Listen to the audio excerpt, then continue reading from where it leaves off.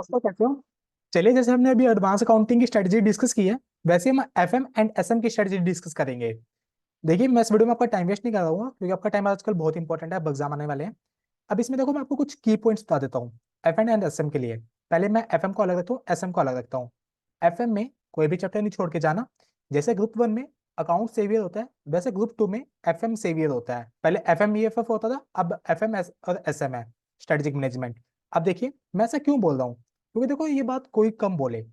अब इसमें होता क्या है, सेकंड ग्रुप है, सेकंड ग्रुप में मेरा कॉम्बिनेशन बनता है ऑडिट के साथ, जो कि महाभारत है। आपको अगर आप रियलिटी से वाकिफ है तो अच्छी बात है, अगर नहीं आपको एक चीज पता होगी कि 80% बच्चे ऑडिट में रह जाते हैं। तो मैं ये बात प्रैक्टिकली लाइव बोल रहा हूँ आपके सामने, डराने के लिए नहीं बोल रहा। इसलिए बोल रहा हूँ कि ऑडिट में लेट सपोज मेरे को पास होने के लिए 40 तो चाहिए चाहिए। अब मेरे उसमें 45 आता है, 50 आता है, भगवान करे आपका अच्छा ही आए, आप एग्जामिनेशन बैठे बैठे स्कोर करें अच्छे नंबर से। बट ऊपर नीचे हो गया कई बार, अगर आप 40-45 पे आ गए, अब उसके लिए कंपनसेशन चाहिए। अब वो कंपनसेशन अगर आप कोर्ट से भी मांगोगे तो वो भी मुश्किल हो जाएगा, क्योंकि कोर्ट में अगर आपको एग्जामिनेशन चाहिए, वो तो यार अच्छे मार्क्स बनाने के लिए हमें दो सब्जेक्ट तो चाहिए चाहिए। अब होता क्या है, एफएम और एसएम का हम सहारा लेते हैं, ये हमें बचाते हैं लाइफ में। अगर आप इसमें 70-80 ले आते हैं और मेरा ऑडिट हल्का सा बिगड़ गया, पहली बात तो कुछ मार्क्स आपको कंपनसेट कर देंगे। दूसरी बात, आपको मार्क्स उठाने भी तो हैं। बाद में आपको आर्टिकलशिप अच्छी जगह से चाहिए, लाइफ में आपको स्कोर बताना है कि यार, एक तो तुम बोलोगे मेरे 300 में से 150 है, बिल्कुल नेक टू नेक पास हूँ। एक बोलोगे मेरे 250 है, 220 है, कौन सा अच्छा लगेगा? ऐसे बोलोगे ना भाई मेरे 220 है। तो वो चीजें है कि आप अपने आप को कॉन्फिडेंस से बिल्ड कीजिए, तो तभी करके। चलिए हम एक बार देख लेते हैं। अभी देखिए, ये मेरा आईसीआई की वेटेज है। अब इस वेटेज में मैं आपको बोल रहा हूँ, एक भी चैप्टर छोड़ के नहीं जाना। कोई चैप्टर मुश्किल नहीं है। कई बार क्या होता है, अगर आपको किसी टीचर का समझ नहीं आ रहा, एक बार समझ लिया, दो बार समझ लिया, आजकल यूट्यूब पे सब है, दूसरे टीचर के रिवीजन उठा के देख लीजिए। ये मैं तब रिकमेंड करूँ, कभी भी एक काम देखो, मोस्टली फेलियर का रीजन क्या होता है, बच्चे क्या करते हैं आजकल, यूट्यूब पे सब है, भाई क्लास किसी और से ले ली, रिवीजन किसी और के ले लिए, नोट्स किसी और के ले लिए, रिवीजन कहीं और से कर रहे हैं, वो मैशअप कर देते हैं। एक टीचर पे भरोसा कर लीजिए, कसम खा के कहता हूँ आपकी एग्जामिनेशन कहीं नहीं जाएगी। आप एक टीचर का सहारा पकड़ लीजिए। बट कई बार क्या होता है, हमें उस टीचर का एक चैप्टर समझ नहीं आ रहा, एक बार ट्राई किया, दो बार किया, तो दूसरे टीचर से समझ लीजिए। बट छोड़ के कुछ नहीं खा जाना, कसम खा लीजिए ये बात। एफएम एसएम में मेरे को एग्जामिनेशन चाहिए चाहिए, किसी भी हालत में। अब इसमें क्या आ गया, पहला आपका थ्योरी का आ गया, थ्योरी में से क्वेश्चन आ जाता है, आपको मैं सर्टिफाइड कॉपी भी दिखाऊंगा अभी, उसमें से आप देख सकते हैं मार्क्स कैसे मिलते हैं। रेशो, रेशो का रट्टा नहीं लगाना, समझना है, बहुत इजी चैप्टर है। और ये आगे आपके इंटरव्यू में लाइफ टाइम हेल्प करेगा। और इंटरव्यू में कई बार क्या होता है, बच्चे पे पढ़ने का टाइम होता है, तो इंटर के टाइम में वो अच्छे तरीके से पढ़ लेते हैं, वो रिकॉल करके बता देते हैं तुरंत। तो सोर्स ऑफ फाइनेंस आ गया मेरे पास, कॉस्ट ऑफ कैपिटल आ गया, इसका भी क्वेश्चन आ जाता है कई बार रियल लाइफ में। ईबीआईटी एनालिसिस, लीवरेज, लीवरेज का यार पहले 10 नंबर का क्वेश्चन आ जाता था, अब थोड़ा सा कम हो जाएगा इसकी वेटेज। बट 10 नंबर का क्वेश्चन रियलिटी में लोग इसको मुश्किल बोलते थे, बट 5 मिनट से ऊपर नहीं लेता था ये पेपर में। कुछ वो दे दिया इसने, लेट्स दिस एक्स, फिर आपने पूरी इक्वेशन बनाई, और मिनट में आंसर, 5 मिनट से ऊपर नहीं, और 10 नंबर आपके हाथ में। अब भी क्या होगा, 7 का आ जाएगा। तो मैं ये बोल रहा हूँ, प्लीज हाथ जोड़ के कसम खा लीजिए अपने मम्मी पापा की, कि मेरे को कुछ भी नहीं छोड़ना, कुछ भी मुश्किल नहीं है एफ एंड एस एम में। फिर कॉस्ट ऑफ कैपिटल आ गया, डिविडेंड डिसीजन, ऐसे आपके ये ये तो आपके देखो 15 से 20% बोला हुआ है ना, ये तो प्यारे नंबर है। वो आपको बोल देता है कि मैंने 90 डेज का डेट दिया है, क्या वो इतने दिन के लिए बेनिफिशियल है या नहीं है। आपको कुछ भी, मतलब इतने प्यारे प्यारे क्वेश्चन है ना। इसके लिए भी मैं सेम बोलता हूँ, अपने वॉल पे एक चार्ट लगा लीजिए, उसमें जितनी रेशियो लिख दीजिए, जितने आपके फॉर्मूले हैं, ताकि रूम में आता जाता आपके रिवाइज होता रहे। और प्लीज स्टडी मटेरियल का जरूर करके जाना एग्जाम से पहले एक बार, देख के लिख लेना चाहे, पर लिखने हर एक क्वेश्चन है। हाँ, टीचर्स के स्टडी मटेरियल में सब कुछ होता है, RTP, MTP, previous year, study में सब कुछ है। बट एक बार दोबारा फिर कर लोगे, प्रैक्टिस हो जाएगी। और स्टडी मटेरियल के सेम टू सेम आईसीआई में 60-80% क्वेश्चन पूछ लिए जाते हैं। अगर सेम नहीं होंगे तो 10 की जगह 12 लिख देगा, स्टेटमेंट तो वही रहेगी ना गुरु। एक चीज तो देखो, हमें यार, ये रट्टा मारोगे ना, सही कह रहा हूँ, अब पास हो जाओगे, बट आर्टिकलशिप में रोगे, फिर रियल लाइफ में रोगे।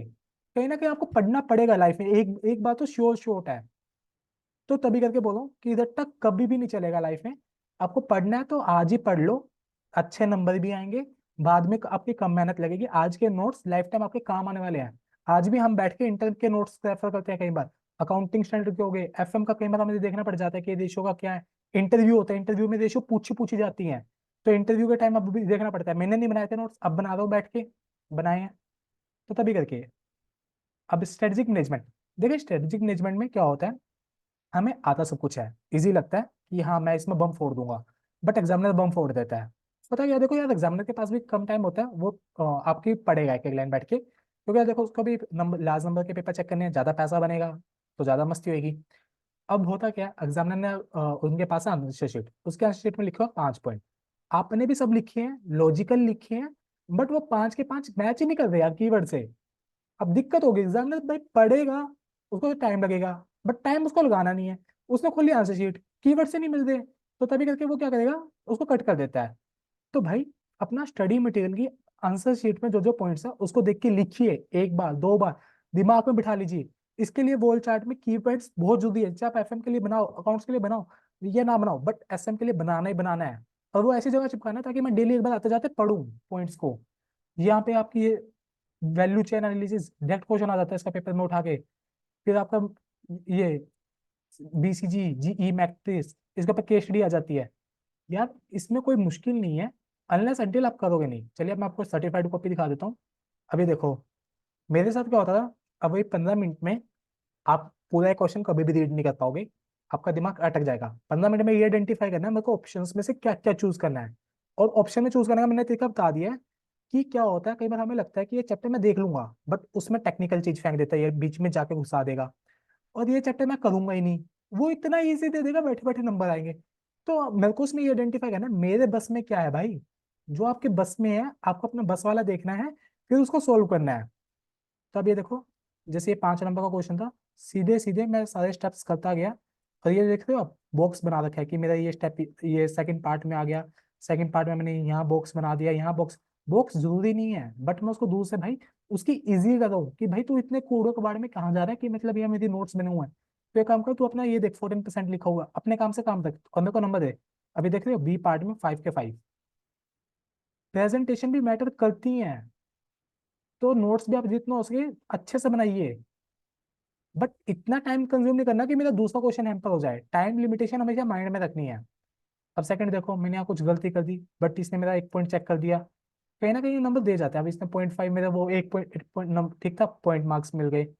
अब ऐसे देखो ये टिक टिक टिक, आखिरी में मैंने ये कर दिया, फिर यहाँ मेरे को 5 नंबर मिल गए। क्या जितनी आप उसके लिए इजिबिलिटी करेंगे उतना ठीक रहता है। सीधा 8 नंबर, देखो हर चीज फ्लो टू फ्लो, कि मेरा पहले ये चीज है, ये फाइनेंशियल लिवरेज ये है, इंटरेस्ट ऐसे लिखा था, ऑपरेटिंग लिवरेज, ये लिवरेज वाला चैप्टर है।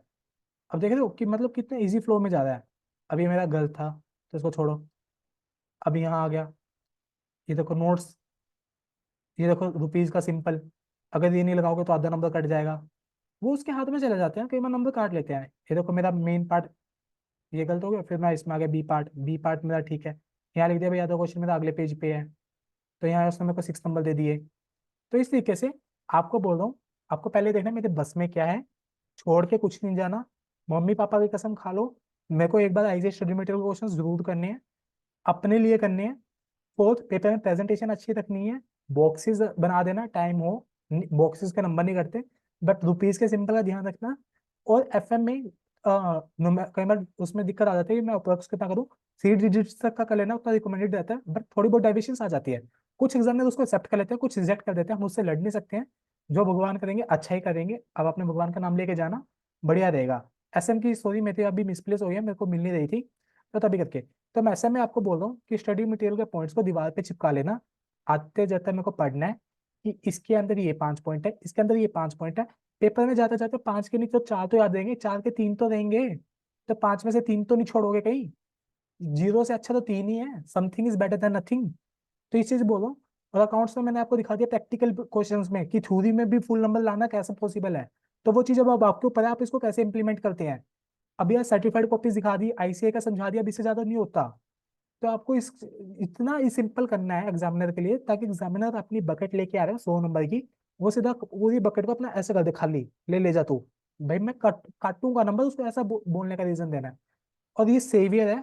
मैं आपको अब भी बोल रहा हूँ, रिजल्ट के बाद आप खुद आके बोलोगे हाँ विवेक भाई अपने से ही बोला था कि मेरा ऑडिट में हल्का सा ऊपर नीचे हो गया था, बट मेरे को एफएम ने बचा लिया है, और थैंक यू मेरा अटेम्प्ट बच गया। अब आप इसमें खुद देख लीजिए कि यार अगर मेरे इसमें नीचे हो जाता, मेरे ऑडिट में पूरे 40 थे, तो और इसमें 60। अब मैं ये देख रहे हो, अब मेरे इसमें 60 आ गए, ऑडिट में 40, ऑडिट के 10 मार्क्स मेरे यहाँ कंपनसेट हो गए, और बाकी सब में मेरे तो फिर सरप्लस ही बन गया ना, मेरे एडवांस अकाउंट में भी रिजम्पशन थी और ईएसएस में भी मेरी 50 के आसपास थे, तो वो मेरे सरप्लस बन गए, जिससे मेरा रिजल्ट थोड़ा सही बन गया। और इसमें मेरा बैलेंस हो गया कि 10 नंबर की मेरे को जरूरत थी, 10 नंबर मेरे को यहाँ से मिल गई। बट आपको बोल रहा हूँ 60 पे ध्यान नहीं देना, मेरे को 80 प्लस चाहिए। तो प्लीज अपने माता पिता की धनराशि का ध्यान रखें, खराब ना होने दें। और इंटर में अटेम्प्ट की वैल्यू बहुत ज्यादा है, आजकल मार्केट में सीए की वैल्यू 10-12 लाख रुपए का पैकेज मिल जाता है, तो एक अटेम्प्ट की वैल्यू 6 लाख रुपए हो गया, 6 लाख रुपए का बैठे बैठे नुकसान कर रहे हो। तब आपके ऊपर है कि आपको नुकसान करना है या फायदे में रहना है। Thank you guys, all the best.